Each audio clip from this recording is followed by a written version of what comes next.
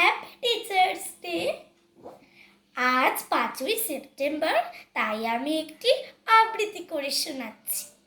শিক্ষক, চোখেতে দিয়েছ জ্ঞানের আলো, বুকেতে স্বপ্ন আশা। তুমি শিক্ষক, তুমি গুরুদেব, আলোর পথে দিশা।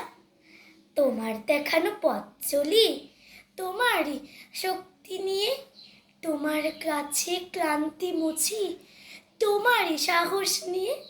শিক্ষক তুমি, তুমি যে মহান, তুমি দিয়েছ শিক্ষা। টাকা কড়ি নয়, ঘর বাড়ি নয়, মানুষ হবার দীক্ষা।